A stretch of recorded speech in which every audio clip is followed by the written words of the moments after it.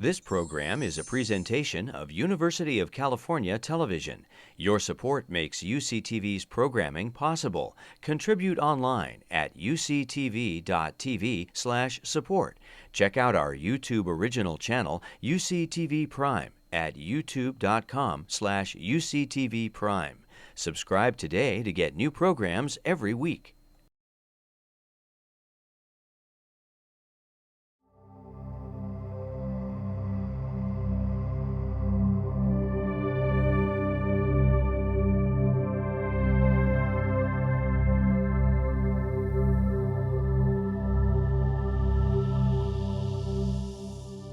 So, good afternoon. You guys know how this goes. You've been here before. Silence doesn't cut it. Good afternoon. Good afternoon. Thank you. I'm Giovanni Singleton, Lunch Poems Coordinator. Thank you all for being here today. First, I'd like to invite you all to sign up on our mailing list, which is over at the librarian's desk. And also, be sure to log on to Facebook, become our friend. And if you missed an event, all of our previous events are online at lunchpoems.berkeley.edu, also available through our YouTube channel, which is really cool. So I also want to let you know that our sister program is also having their annual student reading here in the Morrison Room at 6 p.m. today. So if you're fictionally inclined, please do come back. Okay. Also, Lunch Poems is seeking motivated students to join our publicity team for the upcoming year, 2012-2013. Some duties include monthly posting of flyers and helping with program setup and breakdown. And some of the perks is that you occasionally get to go to lunch with one of the writers. Way cool. And also there's an opportunity to participate in the annual student reading, which we hold every spring and in which you are attending today. So some of our volunteers will be on the program today as well. And also you gain great experience and resume building in literary arts administration and event production. So do not miss this opportunity. You can see me at the end for flyers. And additional information. Also, I want to remind everyone to please turn off your cell phones. You know, we have these brilliant student readers today, and we don't want anything to distract them. Okay. And so today's program is one of the year's most lively events. The student reading today includes winners of the following prizes: Academy of American Poets, the Cook, the Rosenberg, and the Yang, as well as students nominated by Berkeley's creative writing faculty, Lunch Poems volunteers, and representatives from student publications. And now it is my great opportunity to introduce... No, not yet. What? What do you... This week, we have a press release from the Commonwealth Club of California. The California Book Awards were made this year, and I'm going to run right down to the principal one: Gold Medal for Poetry, Giovanni Singleton for Ascension. Thank you.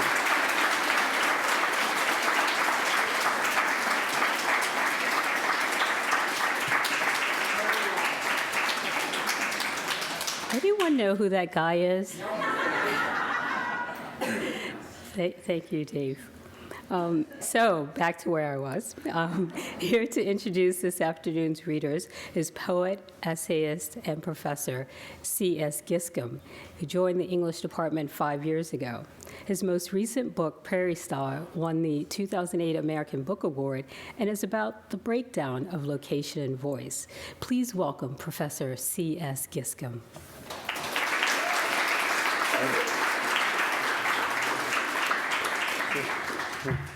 Thank you all for coming out, and thank you, Miss Singleton. You didn't tell me you'd won the Commonwealth Prize. Oh, that's just the bee's knees. Okay. And it's my honor again this year to introduce poets. Some of you I know from class, some of you I know from elsewhere. I'll start. We're alphabetical.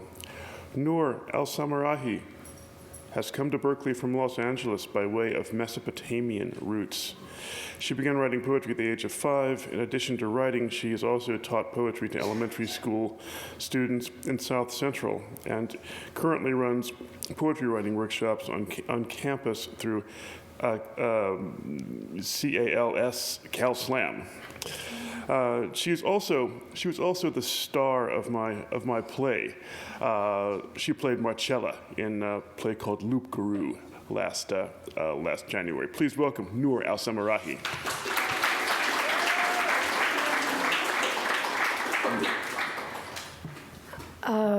So this poem is my attempt to explain why I'm an incorrigible eavesdropper. I'm too nervous to speak to you.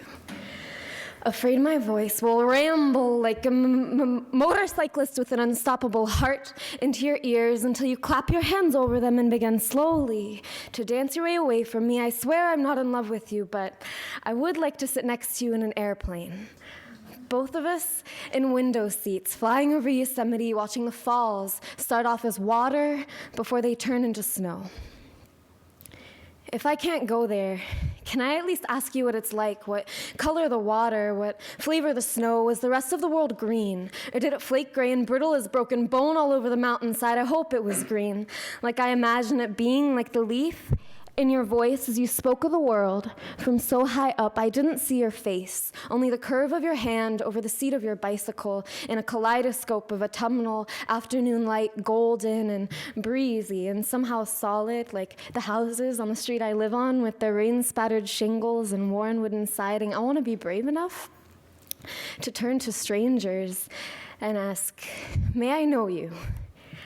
I want to be frank with you about how very much I adore your soul. I want us all to share our birthmarks. Here's mine. A red heart on my neck, more permanent than a sleeve. Where's yours? Brown and big as Texas on the left curve of your forehead where a 10-gallon hat could cover it up, and hers on her fingertip like a raspberry lit there. I want to be a server in a dim-lit restaurant, so I can linger nearby with a water pitcher and listen for the birds in your voice, the 30 species of warblers who sing in the town you want to live in. I want us all to stay up late on a Friday night learning the tuba. I want a fingertip preserved in a gold tooth. I want to catch a big fish with a fresh twig and a broke bootlace, and I want to forget my name, the unpronounceability of it, the foreign of it.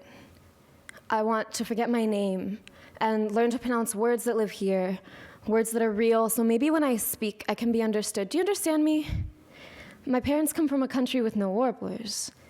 My parents come from a country of kukurti and lullabies made of grief. I didn't know how to say the word sponge until I was 9 years old. Until then, my mouth could only form the word sfenge. Sfenge. Tiftahim, arid and ensa ismi. I want to forget my name. I want to forget what it means to be different from you. And sometimes, when listening to others, I do.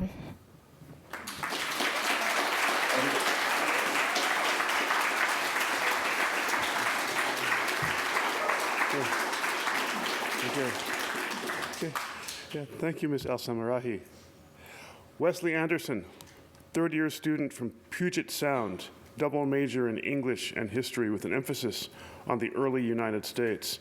And he's the editor-in-chief of To an Unknown God, a journal of Christian thought at Berkeley. Wesley Anderson.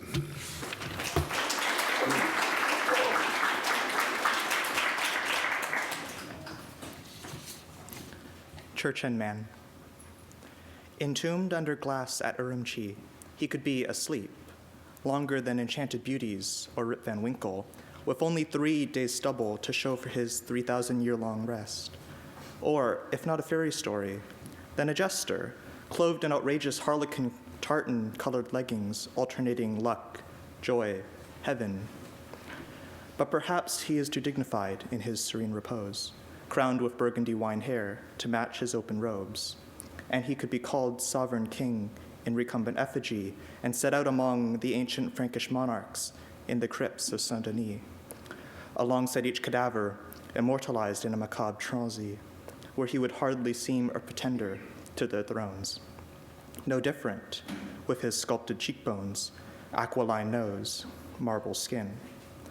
A Caucasian somehow called a Chinese man and appropriated for the sake of competing claims of national pride, ethnic separation, post-colonial shame. But how could he be any of these things? If he were to wake, he would find himself in the wrong place without having moved, an immigrant lost in his native land, who looks different, speaks different, sick with confusion in the face of the pitiless interrogation. Ni shishe, ni hui shuo hanyuma. I'm sorry, I don't understand. How could he choose between his home and his home? Between the one that he belongs to and the one that he is? Inside cold glass, he hugs himself tightly, as if afraid that something might part from him, his life, or perhaps his coat.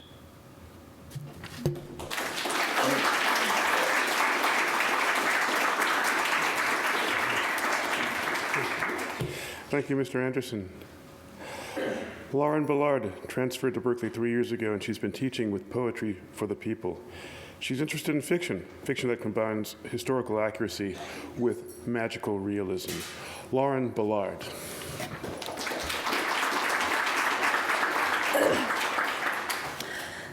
This poem is an abridged version of a found poem composed of 19th century periodical writings about the novel Charlotte Temple and writings recorded in the books themselves. Miss Anna Maria Heston, her book. Sally Titus, her book. Mary, Betsy Sweet, Sarah Monroe. Mrs. Rosen by her genius, unaffected, forcible eloquence, simplicity of style, romantic, extraordinary, simple, pathetic, most touching story ever told, made poor, unfortunate Charlotte a household word before we were born.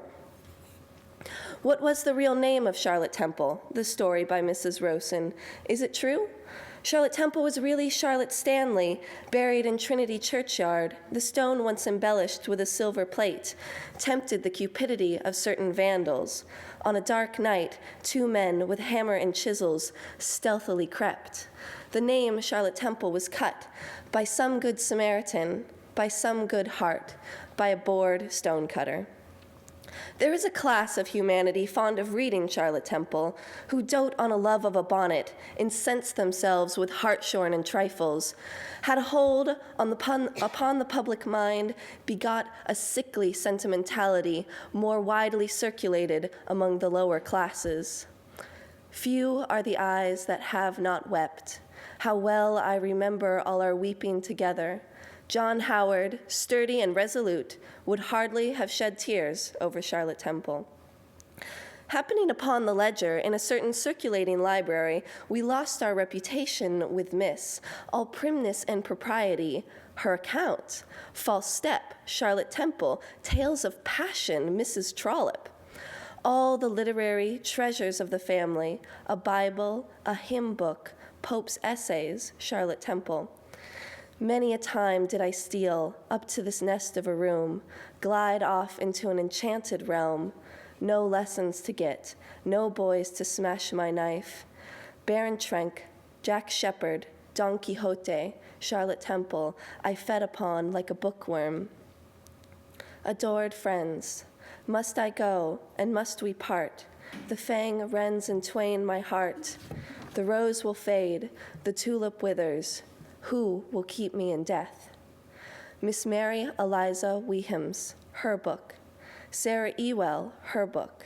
Harriet, Eliza Little, Jane Drake, Charlotte. Our mothers read it and wept over it. Thank you.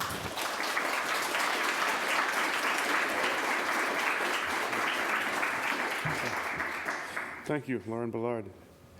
Joseph Bush. Joseph Bush has been a longtime lunch poems volunteer. Please welcome Joseph Bush.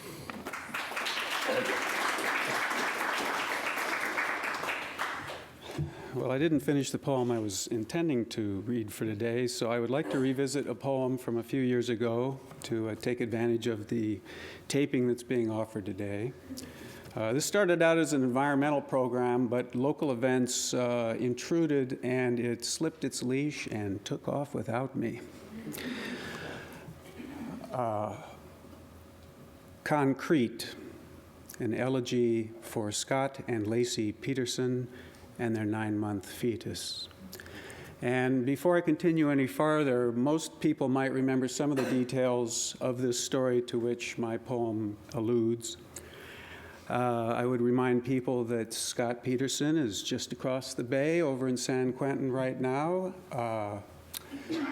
He could probably see us from a window if he has a window over there.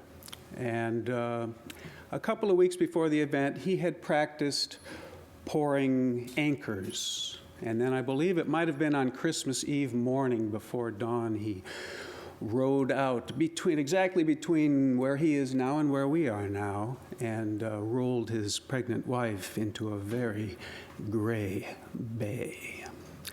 And the only other thing I would need to say is to help you with one word, which is a slump, which is a measure of the moisture content in wet cement. Concrete. The concrete flows and flows. It floods the world. It spills from inside us. How else to excuse it? It exudes from some organ deep in our gut. It gushes forth like vomit, and in the sun it cakes and dries. It forms the crust of the earth, swelling into all our corners, filling us to heaven.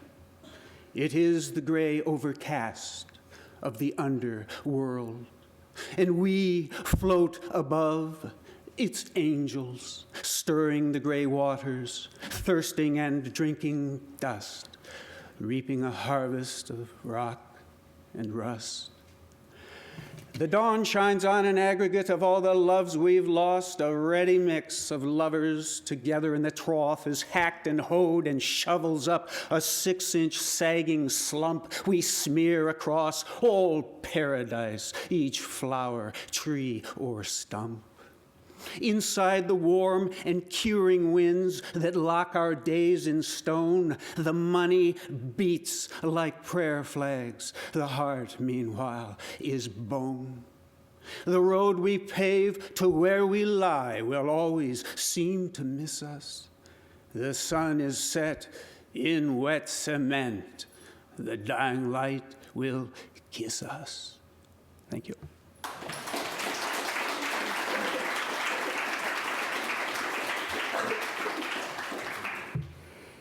What is it about murder that we like so much? Darius Carrick has studied English and creative writing at Berkeley, but he's on his way out, as the notes say here, to God knows where. He has been an incredibly serious and ridiculous person for a long time, and he will continue to develop these qualities abroad.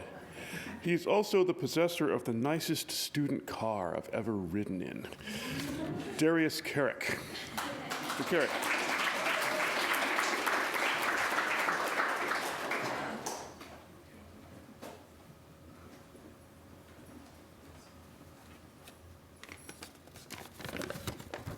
I no longer have that car, by the way.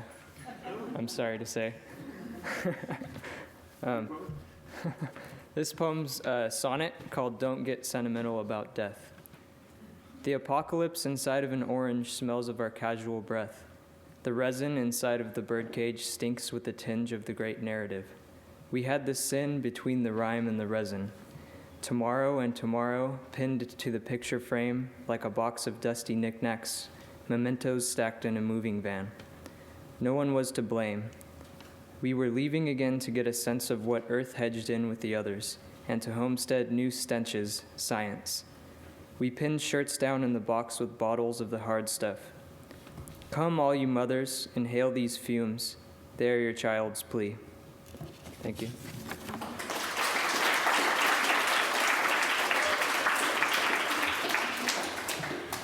Thank you, Darius Carrick. Denny Gordon is a graduating English major, and she's the managing editor of the Berkeley Poetry Review.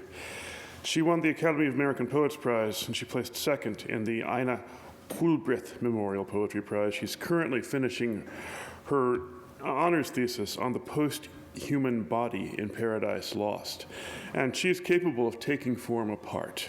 Danny Gordon.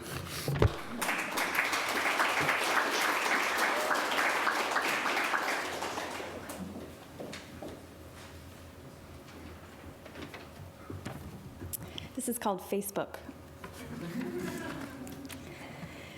Is the burgeoning everything, bartering that self thing, something about pandering to the lowest common denominator, and protests in tight pants. Somewhere in here, my dad dies, and having burned first, I spring up whole from a plane crash, Athena but thinner, to watch the damn thing in HD. At least, that's the story one wants to write. I'm too busy texting from the funeral, a foreclosure, some general remarks about it being a renter's market anyway. Having money being almost as bad as not having money, I lose 5 pounds, but my interest rate goes up. Poem, I'm tired of writing you. I keep telling you to juggle, but you just insist on putting your head in the lion's mouth. Thank you.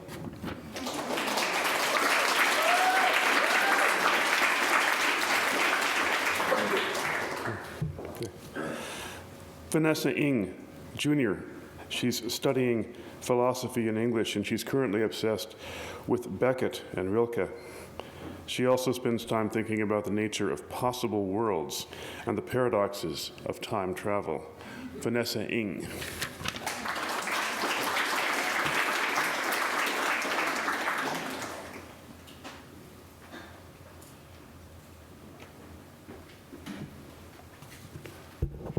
Hi, sorry, I think some of you might have heard this before, but I'm going to read this poem called Dial Tone. I phoned the infinite from a dinghy washed up on the rocked shore. I was told it lurked behind its limit, asymptotically hidden like a beggar huddled below the overpass. I've heard you're holed up at the finite inn, I'd planned to say. I've heard you're doing all right, if you're doing anything that is.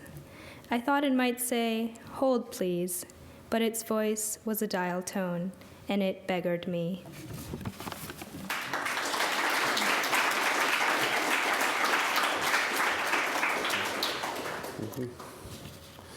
Andrew David King, a sophomore studying English and philosophy. And Mr. King also works for the Berkeley Poetry Review. He's been trying to put it on firm financial footing for a while now. Mr. Andrew David King.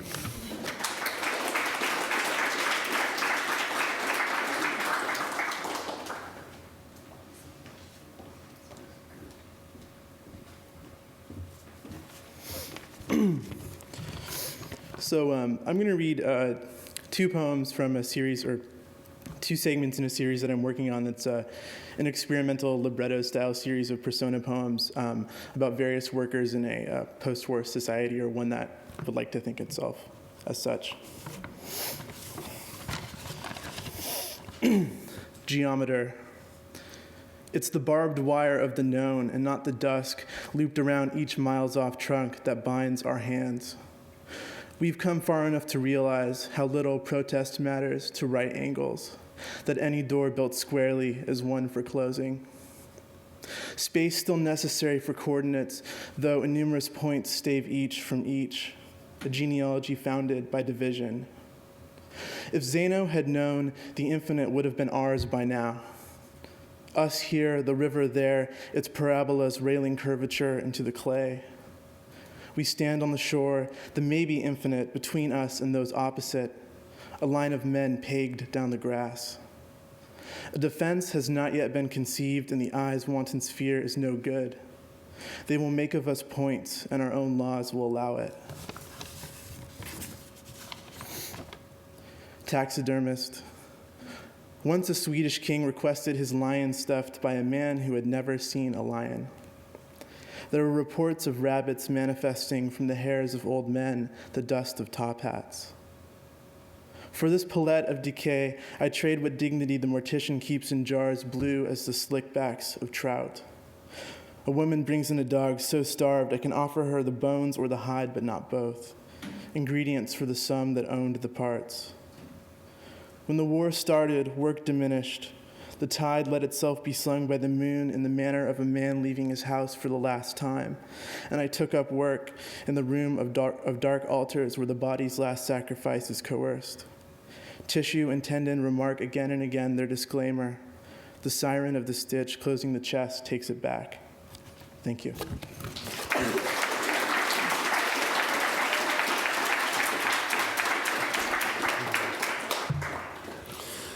Yosefa Raz lives in Oakland and sometimes in Tel Aviv.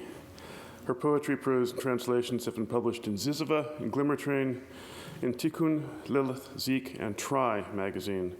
And her first book, In Exchange for a Homeland, was published by the Swan Scythe Press in 2004. Yosefa Raz.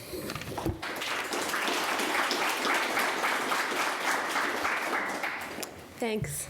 I'm going to read from a new poem that I'm working on. I'm just going to read some fragments from it. The poem is called Fantasy for the Shawl Women, and shawl is kind of like shawl. It's a cult of ultra-Orthodox women in Jerusalem and sometimes in New York who veil and practice different kinds of austerities like fasts and vows of silence. So, Fantasy for the Shawl Women. The women are the best divers. They stay underwater for a long time. Led by her daughter, can see in intense darkness. In the street, she is blind. Maelstrom of foam brought to the surface. They spit on me, they kicked me. Her blurred face, brush her hair, underneath many sunken ships. Their slippers struck and wounded. Cannot nurse her son for the course of the creature. The speed of the tide, might as well lay down the crown. My enemies surrounded me, not even a bird or a cloud to make a shadow. Her saber turned suddenly red, crown to shoulder, queen to crown, drove it straight through. Where is the glory of a king's daughter? Her voice for your brothers, her vows for this saber. Breasts and bone. I will make you a bronze wall. I will make you a sesame milk drink of purity. The choir master saying, I will teach you your true voice, and her refusing. Thank you.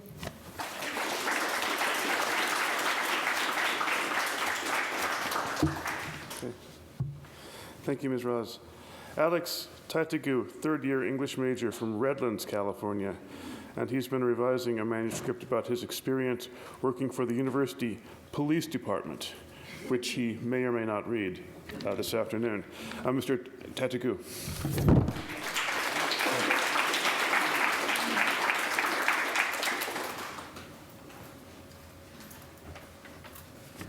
Hi.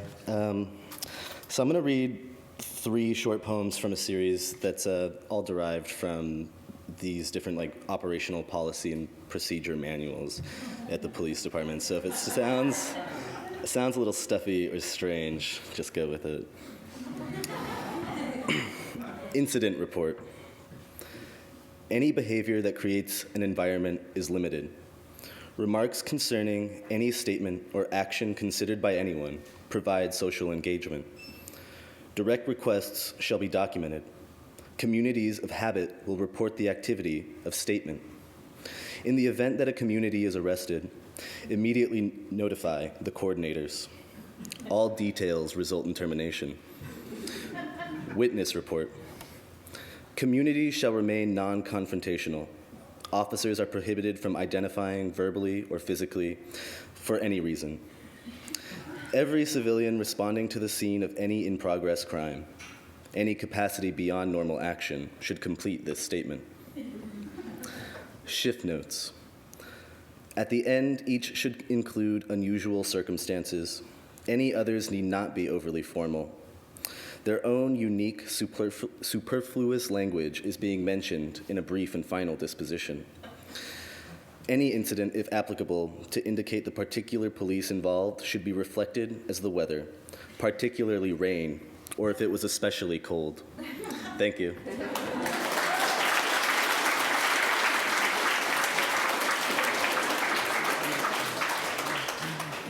Okay. Breon Jane A. Thompson, graduating senior in the English department. She has enjoyed writing since she was 6 and has continued developing craft in June Jordan's Poetry for the People. She's going to be pursuing an MFA at Emerson in the city of Boston in the fall. Ms. Thompson.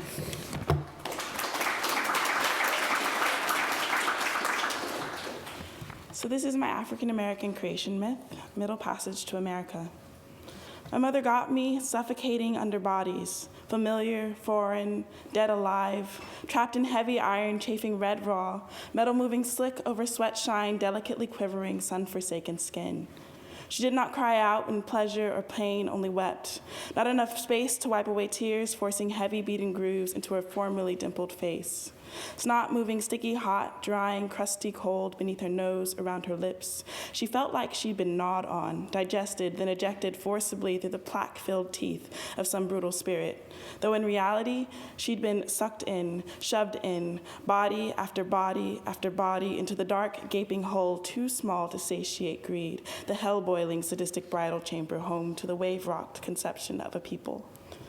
I was born among tobacco and cotton. Dark-foot-printed fields of riches. Heat from the sun lay oppressive like blankets quilted heavy in the air. Dragonflies practiced somersaults nervously. Mosquitoes fluttered over the river thirsting. The breeze lingered, hoping to be caught up in my first breath. The sound of my first screams forced through dark, musty slave shacks' cracks sent joy rushing in waves through the plush, ripe plantation, hungry for the caress of my fingertips, soft dirt eager to mold my ever-growing footprints into mutual, willing possession, though I owned none of it. My mother's cries in labor were half-hearted. She was not determined to have me, but I came anyway, with brown skin, newly black, covered in red blood, newly black. My first words twisted awkward on my tongue. Foreign in my mother's ears, she spoke to me of a distant nectar, of a honey far too sweet for my bitter lips, of a cadence too subtle for the tune of my ears, of colors transparent to my eyes, of a touch intangible. Mama spoke to me of home, and yet somehow I was no longer from there.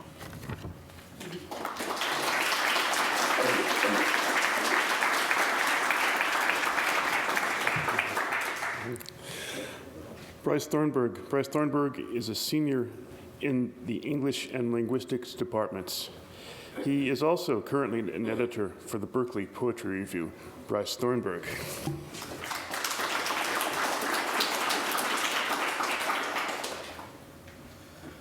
Good afternoon. Printing these was impossible this morning, so I've got to rely on my phone here.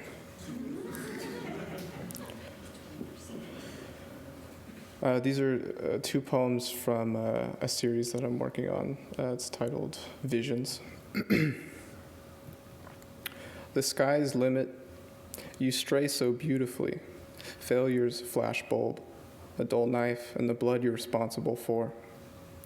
But every light is green. Here's a hatchet. Strike us a chord. Learn us some melancholy to tear down the dying built into it. You find that you're pretty much just exchanging air. What an unfortunate preamble. The sky will turned its most ridiculous colors. A run of bad luck, some asshole with too much time on his hands let out. Wheeling around in the bushes, I could write you in a minute, I tell myself. I could sing you up from the floorboards, a row of houses at first, then nothing. Let's just say unbird, and to wade through cars, bags in hand, shopping undergone, purchase understood as necessary. The heat hazes, you stay the same. Your mind changes. The stones underfoot are silent. Speak clearly, as if not beaten. Net of birds flung at the sky. Tell me something, as if not gone. Thank you.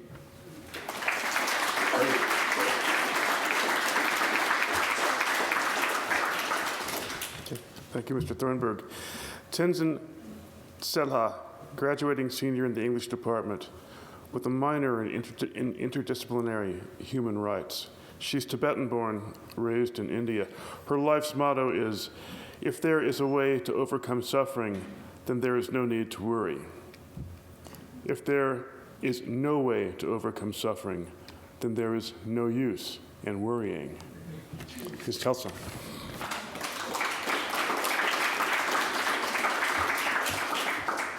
Good afternoon. This is a poem about a Tibetan growing up in India as a foreigner. Borrowed space. At my neighbor's house, I take a spot, sometimes the bed, the chair, or the floor, and watch my superhero spin and win in every episode.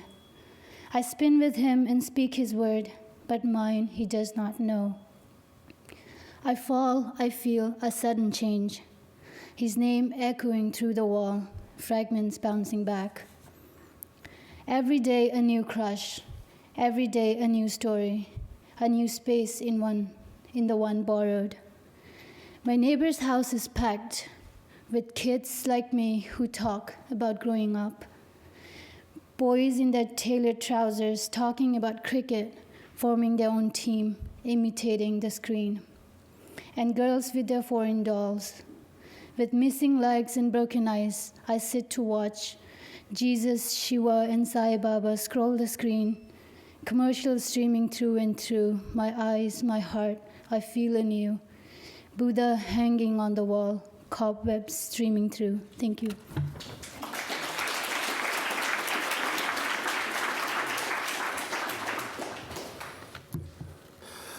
Megan Youngdahl is a film and English major. She currently facilitates a screenwriting workshop in the English department for the Churnin program. In addition to her own writing, she enjoys translating Swedish poetry, in particular the work of Thomas Tranströmer. Ms. Youngdahl.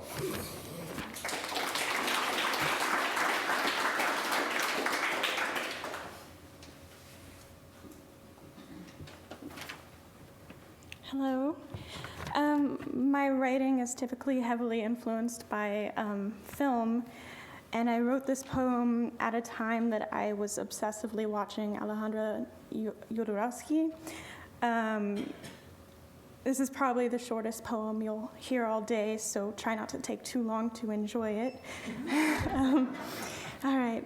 Sleepwalker. A man carries a white mattress upon his back to the hilltop, only to find a black mattress already there. Thank you.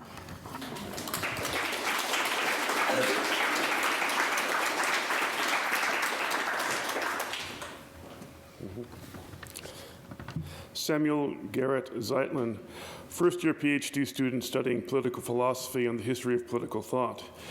And his poems, translations, and criticism have appeared in Scrawl, Tower Magazine, and the Common Review. Mr. Zeitlin.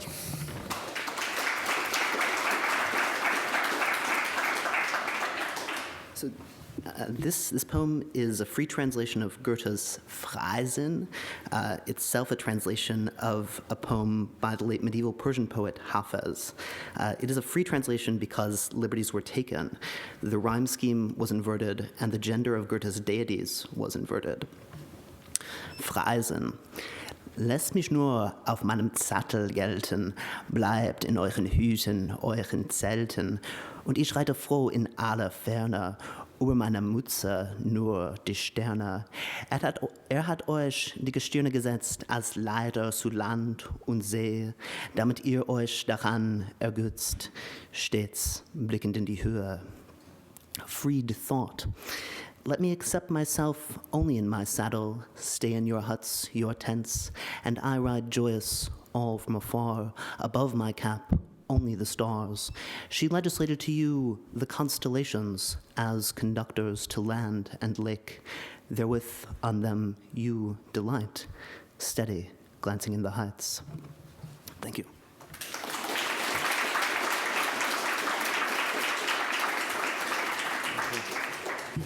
And the last reader, the cleanup hitter, is Kayla Kreutz. She's a third-year comparative literature major in English, Latin, and German, and she's minoring in creative writing. And we'll finish up auf Deutsch. Sie ist eine Freundin von mir. Wir sprechen viel zusammen. Fräulein Kreutz. Dankeschön. I'm going to read you a poem for that. Hi, I'm Kayla. Thank you for coming today. I'm going to read 2 short poems. The first is called Elmwood Cafe. Nicole doesn't want me to avoid the grandiose. You can and should tackle these things. She advises I table the self while I dive, 'cause you're not there, sweet, I'm sorry, but you aren't.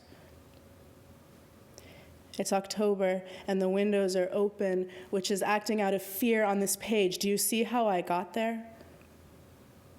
Something rises in my throat. It starts to gel. I'll ask our waiter for a glass of water. Okay. And this is a ghazal, and it's called Stranger's Ghazal. And okay. Flats and sharps are mutually exclusive. This is not a choice. Pattern's not the hard part. The hard part is hand carving a choice. Eric met Chandra at the museum, the walls held up by frame. To badger her with the bitch of dispossession, this was his bad choice. Prosim, begs the American in Prague, counting his notes. His market list splits into fruits and grains, translates across choice. Her roommate took Carol to the hospital for hearing a voice. Carol dumped Michael, claiming insanity. Where then was choice? Cinnamon, a 700 years old pet name Pliny coined. Shocking how an aromatic beloved cons you into acts of choice. Susan takes her clothes off when she returns home. Nobody sees her, and puts them on again to go out, foreclosing that choice. Can shows grammar embracing 2 fields, turning walls paramount to divine potential, like to prove it's the last choice. Thank you.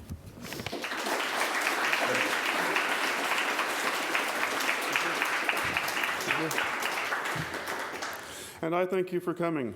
That's it.